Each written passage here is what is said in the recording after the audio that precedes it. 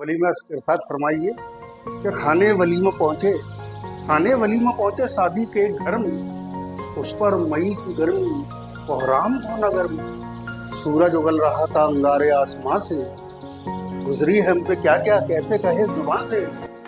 वो खुशनुमा सा मंडप जो धूप में खड़ा था, बहसर को उसकी यारो बाजार सा लगा। खाने की नक्शा नक्शी हर एक को लगी थी, का दोपहर का मंजर भगदड़ वहां मची। जो खाना खा के यारों न्योता लिखा रहा था, अपने पसीने में खुद गोते लगा रहा था। मुस्लिम के साथ हिंदू भाई भी आ रहे थे, मुस्लिम के साथ हिंदू भाई भी आ रहे थे, दोनों ही साथ माथे दावत उड़ा रहे थे।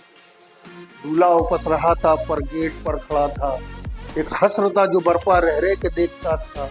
दूल्हे के देखो मामू सहमे खड़े हुए थे, दुल्हन के खालू अपनी जिद पर अड़े हुए थे। छोटी बहू पे कैसा लर्जा हुआ था तारी, सास और बड़ी बहू की अंदर थी जंग जारी। देवरानी और जेठानी में क्या तनातनी थी, आई थी कोई पुतली जो कान भर गई।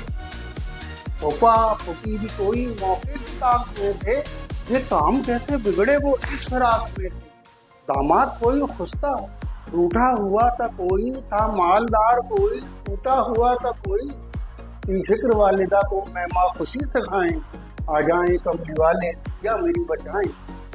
वालिद की नजरें अब तो ऊपर टिकी हुई थी, उनकी उम्मीदें सारी रब से लगी हुई थी।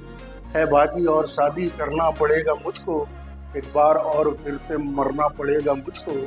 तो फिक्र में वो गलता एकदम हुआ धमाका, उनके दिमाग में फिर होने लगा धमाका।